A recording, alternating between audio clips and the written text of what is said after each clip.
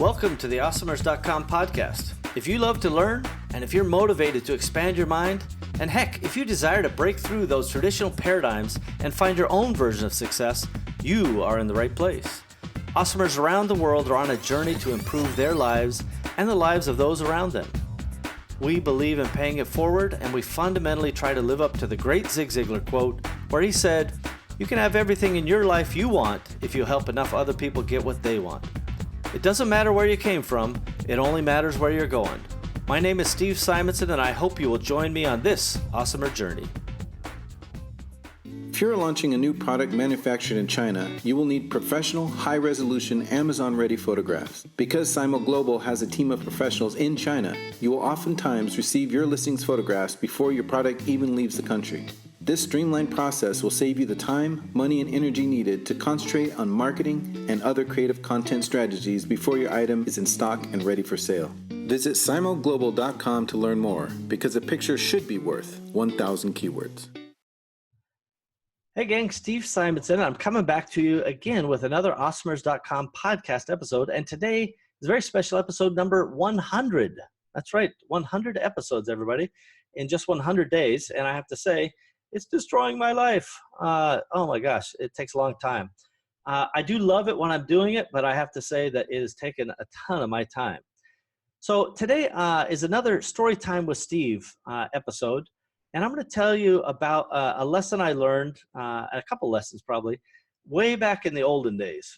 So take yourself back to the early 80s, if you will, and for those of you millennials who weren't born yet, look it up on Wikipedia or whatever the relevant news source may be, or maybe watch some of the old favorites like Ghostbusters or Die Hard to see how the 80s looked in real life. So anyway, in the early 80s, I don't remember exactly the time frame. I'm going to say it was 1982 or 1983. I was a paperboy for the Stars and Stripes magazine.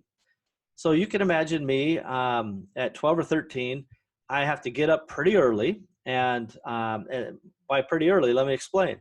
The papers would generally arrive by about 4 a.m. And so I would be there when the truck arrived. I lived on a fourth floor apartment. My father was in the military. We lived in military housing, and it was a big high rise, and I lived on the fourth floor. So I would look down, and when the paper truck would arrive, I would go down and I would grab the papers.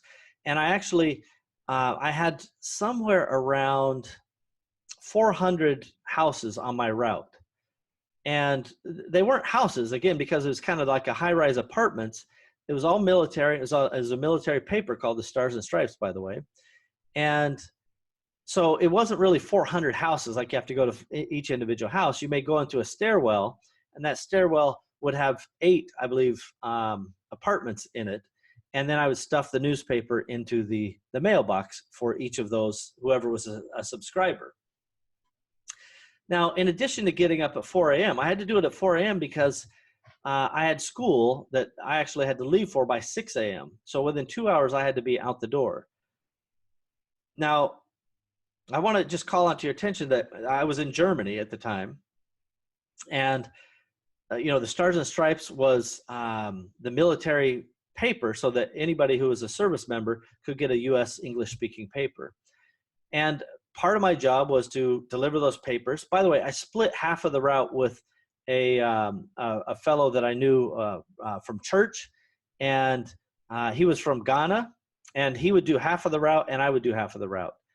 And basically, I would get paid $1 for each paper that I would deliver over the course of every day of the year. So every day of the month, every day of the year, every day a paper had to go. And of course, Sundays were big papers and heavy days. So every single day I had to deliver a paper. And for the privilege of delivering that one paper, let's just call it 30 times in a month, I would get $1 at the end of the month. So if there was 400 on the route and we split it evenly with my buddy, he would get $200 and I would get $200. And as a 12 or 13-year-old, I was rolling pretty heavy, right? That's pretty serious money. I was able to buy a Walkman. And again, millennials, go look that up. But I paid like $400 to have a little tiny cassette player, essentially, called a Walkman from Sony with headphones. And I thought I was the coolest cat on the block because nobody had ever walked around with such a tiny thing and just had the music beaming into your ears. So anyway, it was a hard job, but it produced some reasonable income, especially for a 12 or 13-year-old. So one of the things that happens throughout the year is not only do you have to deliver the paper every day, once a month I have to go collect the money in person, and I put the money in envelopes or whatever, and then I give it to the paper. And by the way, I'm supposed to go out and sell further subscriptions, right? So, man, talk about taking advantage of child labor. They really had quite a gig going. So I'm supposed to be out there selling new subscriptions. I'm supposed to be out there collecting for the existing subscriptions. And then I also have to deliver, make sure every single one gets to its place every single day forever. So it was a big job, but I was happy to do it. And, I was a hard worker as a young person, and perhaps even as an older person as I am now. But that work ethic was instilled with me early on from my parents. And so, I would just kind of do it day in and day out. And it would be a chore at times. In fact, when I was sick, I had to have my brothers and sisters help me out, who were even younger than me. And they would be out there hustling around these big, heavy, paper sacks and so forth. I'm not even sure if I paid them or gave them anything for it, or they just helped out of the kindness of their heart, or at least the threat of violence from my parents. Whatever it was that motivated them, I always appreciated that help if I was down for the count. But most of the time, I would say I probably got up and got it done all by myself. So we're going to take a quick break. When I come back, I'm going to talk about one of those aha moments that I had as a paperboy in Germany in the early 80s. We'll do that right after this break. Hey, Amazon Marketplace professionals, congratulations on your success to date. Your creativity, strategic vision, problem solving, and discipline have allowed you to build your own e-commerce business. Wouldn't it be great if you had more time to focus on the things that truly drive the sales and growth of your company? Instead of getting lost in a dozen different services and countless spreadsheets, what if there was one system that connected to your Amazon account and automatically gave you the information that you needed to make great decisions and really impact your business? Parsimony ERP can do that. Parsimony is the business operating system for your marketplace business. With Parsimony, you get true double-entry bookkeeping, easy financial statements, full customer service tools, and item-by-item profitability, along with project and task management, and more features are being added all the time. Learn more at parsimony.com. That's Parsimony, PARSIMONY.com. Parsimony.com. We've got that. Okay, everybody, we're back again. Steve Simonson, and I'm just sharing a little bit of my story time with Steve in this episode. And I reflect back on this story from time to time because it taught me lots of lessons. So first of all, the value of hard work shouldn't go unnoticed, right? The fact that a 12 or 13-year-old can literally wake up every single day at 4 a.m, deliver papers for 2 hours, and then go to school at 6 a.m. We had to arrive by 6:30, and we had a transportation that took about a half an hour to get to the English-speaking high school. So every day I'm up at 4 a.m., I'm doing the, paper route for a couple hours. Then I go to school. I do the school all day, come home, and, do the homework and carry on with the rest of my day. So it was a very tough schedule. So first of all, young people have a lot of stuff that they can do. And I think we underestimate what they can do in some ways at times. And maybe it's because of my empathy but I don't make my kids work that hard. And my parents didn't make me work that hard. In some ways, I chose to work that hard. And part of it was to just earn a little bit of extra money. But it definitely taught me the value of hard work. As I was going through and I was delivering the papers every single day, I would have time to kind of think because it became a very almost autonomic response, right? It was like I would go into a stairwell. I knew the stairwell. I knew, out of 8 slots, I need to put 4 papers in these slots and then move on to the next one. And I would just do that over and over and over. And it would change slightly if you get a new subscriber, somebody drops off. But for the most part, it stayed relatively consistent. And so I got to feel systemic about it. And, when the papers would show up on time and then I would go do my thing, my brain would even tune out and I would think about other things, or I would think about, the benefits of what I was going to achieve with the money I was earning. And some days I'm sure I would probably just sit there and feel sorry for myself and go, oh, this sucks. I don't know why I have to do this. But I did it anyway. And that kind of reminds me of the the Amazon philosophy about disagree and commit. So in Amazon, I think one of the most effective parts of their culture is this idea that, hey, we can talk about a strategy. We can even debate different points of strategy. But at the end of the day, whoever the leader is going to make that decision. And even if you disagree, fine, you verbalized it, you've disagreed, but you commit to whatever the solution is, whatever that strategy is. So even though every day I didn't love what I was doing, so I disagreed in kind of a way, I still committed and I still got the job done. I didn't try to, create problems for the route. And that's what happens a lot of time in corporate organizations. Somebody who's not feeling the love, somebody who's not feeling like they're being valued, they will often disagree and then sabotage, which is like the worst, right? And that's when you have somebody in your organization who is actively disengaged and they are trying to hurt the company. Sometimes it's conscious, often it's subconscious, where they're just like, you know what? I told him that was a bad idea, and so I'm not going to help him or her with it at all. And if they ask for my help, I'll give them FaceTime and lip service, but I'm not going to actually do anything to help. So I really want to point out that this idea of disagree and commit is a really important philosophy. And I've had organizations, I've had people that would either disagree and commit, which is fine, or they would disagree and they would create problems, which is not fine, right? And that's something you can't have in an organization. So you have to take quick action to deal with that. And it reminds me of going back to that, one of my axioms, I believe it's number 6, do what needs done when it needs doing.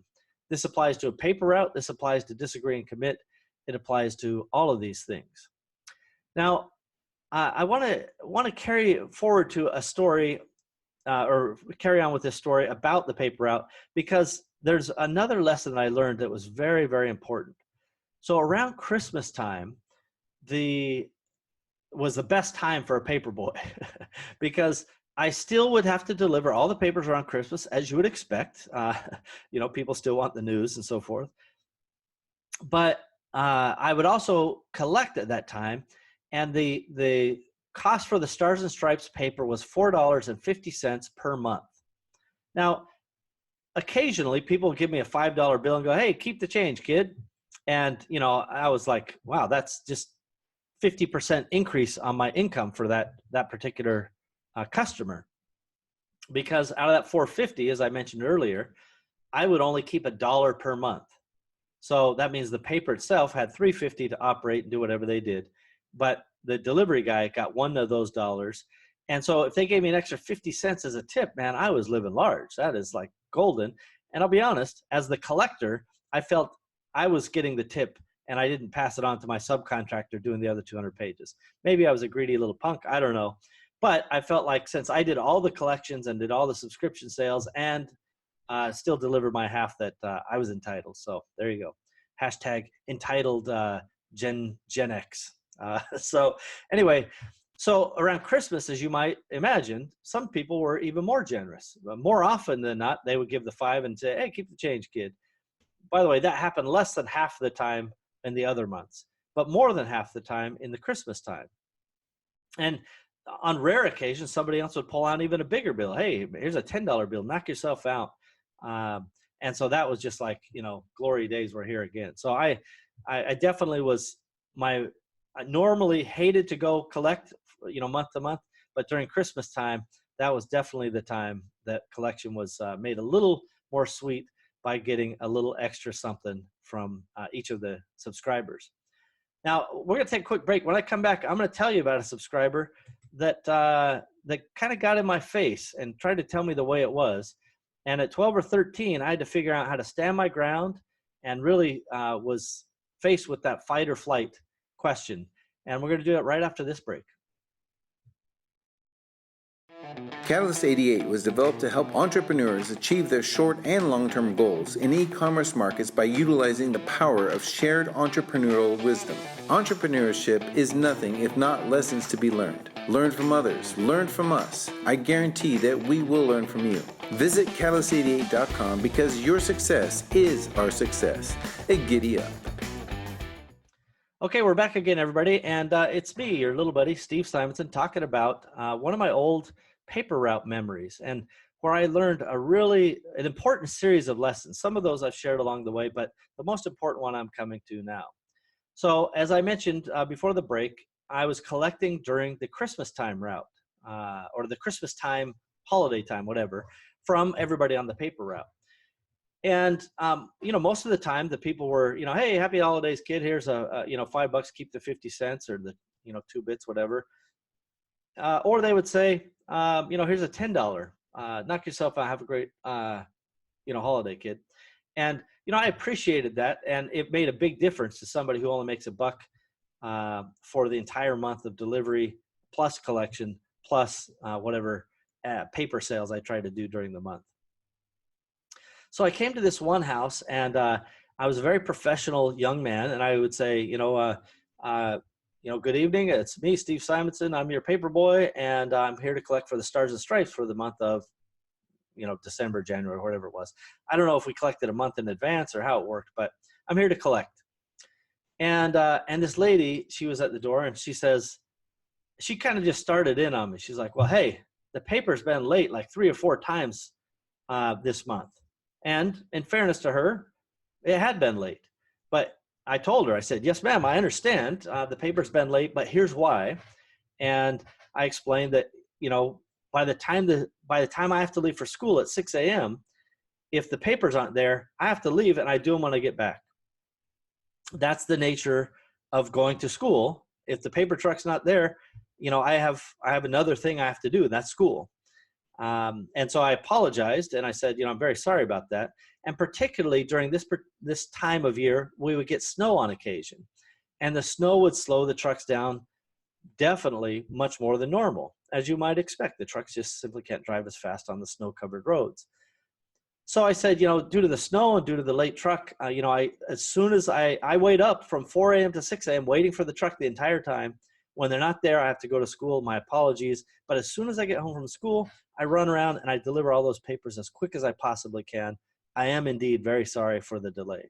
And I wasn't, trying to look for a tip or anything. I was just explaining the way it was. And she's like, well, I don't think I should have to pay. And if you're not going to deliver it on time, and she just ran. And she just was digging into me. And I mean, it was not subtle. It was hardcore beating down a 12 or 13-year-old kid for delivering the paper late 3 or 4 times out of, the entire year, basically. And at one point, I just remember this vividly. Just one point, I had this aha moment. And the light just went off in my head, or the ding, bing.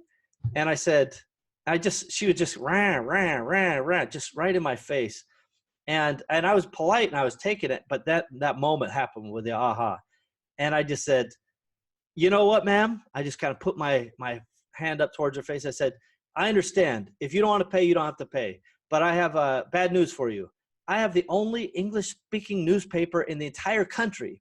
And if you want it, you have to go through me. You don't want the paper? That's fine. You can go get it yourself at the store. But I'm the only way you're going to get personal delivery. You don't want to be on my route? You're off the route. And I turned to walk away, and suddenly from out of nowhere, like the husband jumps to the door, kind of brushes back the wife softly, goes, hey, kid, I don't know what the problem is, but, we'll pay. We have no problem paying. He gives me a 20, says, keep the change. Don't worry about it. Sorry for the problems. Don't worry. You'll get no trouble from us, right? This whole thing boiled down to I had something that she couldn't get without going through me. And so the lesson was, I'm fine to be polite and I'm fine to be professional, but if I'm going to be beaten down, I had to ask myself, is the juice worth the squeeze? And I don't think I used those words at that time, but that's my axiom 14, is the juice worth the squeeze? And it wasn't worth the squeeze. This woman was being mean. She was beating down, a kid essentially, but this kid luckily was able to get his mind right and just realize, you know what, this ain't worth it. So you know what, customer, you're fired. And honestly, that changed the whole dynamic, right? The husband leaps to the foreground and, pays off the kid and, hey, you'll get no problem from us. That changed the entire dynamic. I could have stayed and gotten beaten down and said, yeah, I'll bring the paper for a month for free out of my own pocket. Like, how is that fair? And so the moral of the story is, first of all, I do put my name on it. That's another axiom of mine. And I do want to be professional, and I want to be accountable for what I deliver. And when I'm not delivering up to my standard or the standard that's expected, I take the hits for it, and I explain, the reasons. They're not bad reasons. If it snows and the truck's not there, I still was awake. I was still ready to go, and I still did the job when I got home. But she was not satisfied with that, and so I just said, you know what? I'm tired of listening to this. I'm tired of getting beaten down. You're fired. And to quote an old apprentice saying, that's what my son used to say to me when he was very young. Dad, you're fired. And apparently I was watching Apprentice too much as a young person. So anyway, my point is, if you put your name on it and somebody's still beating you down, figure out if the juice is worth the squeeze. And if it's not, just stop doing it. You don't have to take abuse. You don't have to take behaviors or be around behaviors that are either insulting or unnecessary. And I've been exposed to all kinds of bad behaviors in my life. And, in many ways, I try to rationalize and say, okay, this is where that person's coming from. Let me be patient. But there's a point where that aha moment just goes off. And my point with this lady, it just went off. And it's like, you know what? I have the only English-speaking newspaper in the entire country. I'm the only guy who delivers an English-speaking paper in that, particular area. You can't go anywhere else. You can go to the store and get it, but knock yourself out. That's going to cost her effort. And so I had it.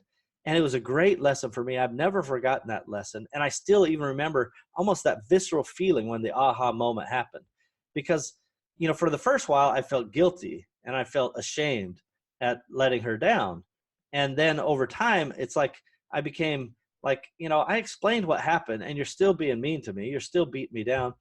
And then it got on to, you know what, I'm not going to take this anymore. And I don't care what it costs me. I don't need your subscription. In fact, I think I went on to tell her at some point, you're only worth $1 to me per month. I come here every day. You're worth $1 to me. And this is the abuse I have to take? Not anymore. You're done. You're off the route. Don't pay. That's fine. And that's when the husband leaped in with the solution. So my point is, make sure the juice is worth the squeeze. If you're putting your name on it, then you should have nothing to be ashamed of. And it's okay to be patient. It's okay to be professional, but don't let it go beyond that. There are limits, and people should be responsible for their own behaviors. I hope this was instructive. I hope it was helpful. And it certainly was a pivotal moment in my life, and I'm happy to share it with all you awesomers out there. Again, this has been episode number 100, very special episode, just because it's a round number. And it was a Story Time with Steve episode. I hope you enjoyed it. We'll talk again soon. Empowering. The name says it all.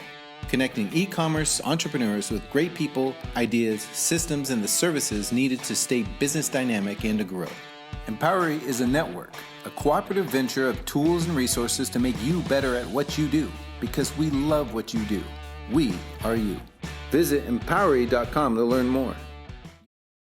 Well, we've done it again, everybody. We have another episode of the Awesomers podcast ready for the world. Thank you for joining us, and we hope that you've enjoyed our program today. Now's a good time to take a moment to subscribe, like, and share this podcast. Heck, you could even leave a review if you wanted. Awesomers around you will appreciate your help. It's only with your participation and sharing that we'll be able to achieve our goals. Our success is literally in your hands. Thank you again for joining us. We are at your service. Find out more about me, Steve Simonson, our guests, team, and all the other Awesomers involved at awesomers.com. Thank you again.